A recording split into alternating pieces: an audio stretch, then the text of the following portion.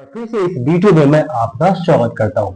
ये वीडियो आप सभी मसीह भाई बहन के लिए बहुत ही ज्यादा महत्वपूर्ण है। इसीलिए आपसे आग्रह करता हूँ कि इस पूरा वीडियो को आप शुरू से अंत तक आप जरूर देखें। अगर आपको वीडियो अच्छा लगता है तो इसे आप शेयर भी जरूर कीजिएगा। और इस वीडियो की सहायता से आज मैं आपको बतलाने वाला हूँ बाइबल के अनुसार मसीह जीवन में आगे कैसे बढ़े। दोस्तों, प्रभु यीशु मसीह को विश्वास करके बहुत से लोग विश्वास तो करते हैं और मसीह बनते हैं, लेकिन मसीह जीवन में वो आगे नहीं बढ़ पाते हैं। और क्यों नहीं बढ़ पाते हैं और आगे बढ़ने के कुछ 5 तरीके आज मैं आपको इस वीडियो में मैं बतलाने वाला हूँ।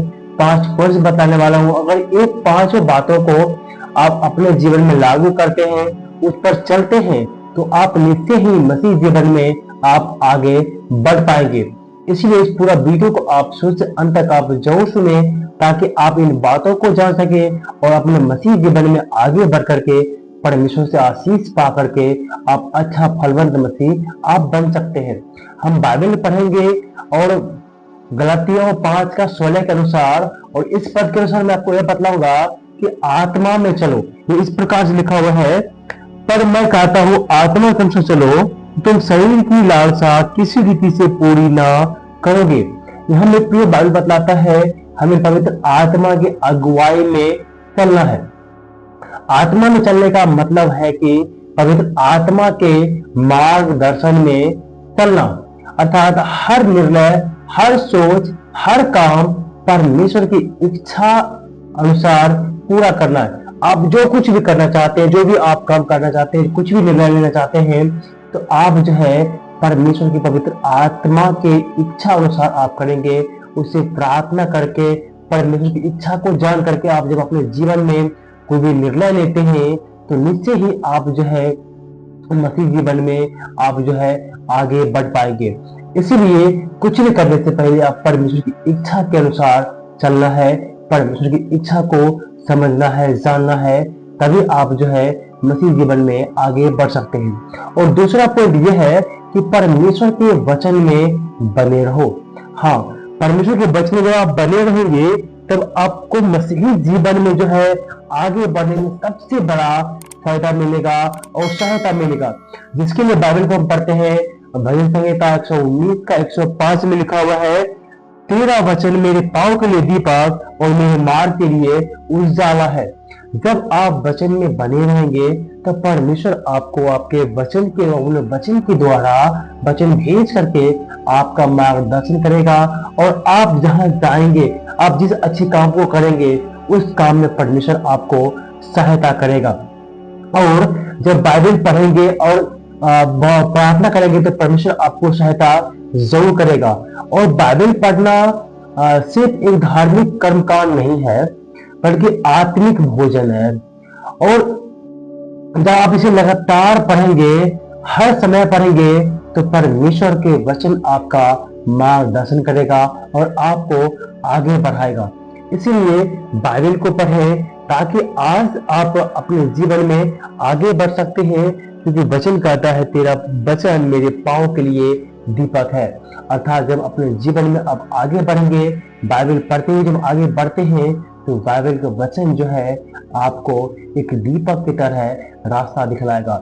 जिस प्रकार से अंधेरे में दीपक का रोशनी का पता चलता है, उसी प्रकार से आपके जीवन में परमेश्वर का मौजूदगी का पता चलेगा।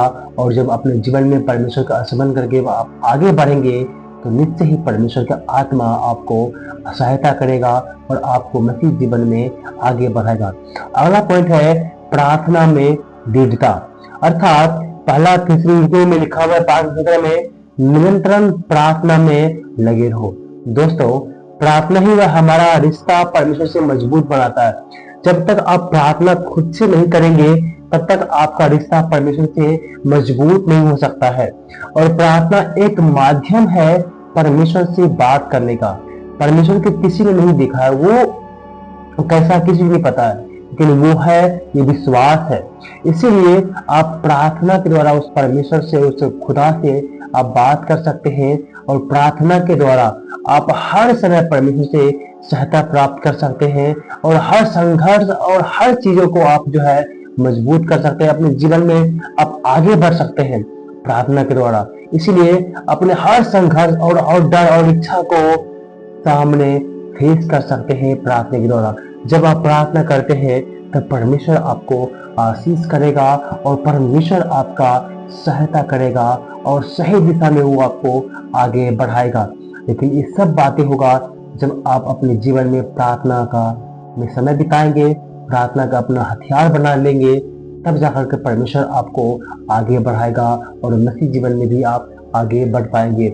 इसीलिए आप प्रार्थना में हमेशा लगे रहिए। वचन कहता है हमेशा निरंतर प्रार्थना में लगे रहो। इसलिए ये प्रार्थना एक माध्यम है उस अनदेखे परमेश्वर से बात करने का ये तरीका है। हम आगे देखेंगे। चौथा पॉइंट मैं आपको बताना चाहता हूँ, विश्वास में स्थिर रहो। मेरे प्रियो, वचन कहता है इब्रानियों 11:16 में लिखा हुआ है, और विश्वास बिना उसे प्रसन्न करना अनहोना है। जब आप विश्वास नहीं करेंगे तो परमेश्वर आपसे प्रसन्न नहीं होगा, खुश नहीं होगा। जब विश्वास आप जब कर लेते हैं तो परमेश्वर आपसे प्रसन्न होते हैं और वो आपको आशीष देता है, चाहे परिस्थिति जैसा भी क्यों न हो। विश्वास को ना खोए। परमेश्वर के साथ और योजना सब उसी के तहत पूरी होती है। इसलिए आपके जीवन में जैसा भी परिस्थिति आए, जो भी समस्या आए, आप विश्वास में दृढ़ रहे। विश्वास को आप ना खोए। जिस खुदा पर आप विश्वास किए हैं उस खुदा के सामने में आप विश्वास में मजबूती से खड़े रहें।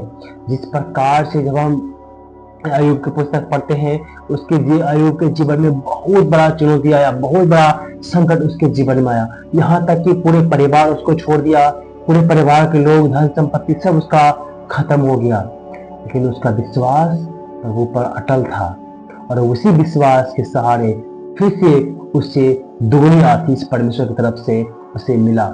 इसलिए आप विश्वास को ना खोए, विश्वास में बने रहे, जैसा भी स्थिति क्यों न हो। अगर जो विश्वास में आप बने रहते हैं तो परमेश्वर आपकी सहायता जरूर करता है। इसलिए विश्वास में आप हमेशा बने रहे। और पांचवा और लास्ट में मैं आपको बताना चाहता हूँ, मसीही संगति में रहे। मेरे प्रियो, अकेले रहना थोड़ा सा मुश्किल हो सकता है, लेकिन आप मसीह लोगों की संगति में रहेंगे तो आपके लिए आगे बढ़ना बहुत ही अच्छा हो जाएगा। मसीह में आगे बढ़ना एक यात्रा है जो प्रेम, विश्वास और आज्ञाकारिता से भरी है। इसीलिए जब आप विश्वास के साथ में आगे बढ़ते हैं और जब आप मसीह की संगति में रहते हैं, जब आप चर्च जाते हैं और मसीह भाई बहन से आप वार्तालाप करते रहते हैं, उसे मिलते रहते हैं, तो ये आप उनके जीवन के लिए एक भोजन होगा।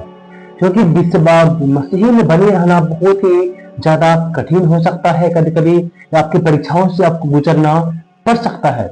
इसलिए जो बात आज मैं आपको इस 5 बातों को बतलाया हूँ, इन 5 बातों को आप हमेशा ध्यान रखिए। जब आप संगति में रहेंगे तो एक दूसरे को प्रोत्साहन करने में आपको मदद मिलेगा।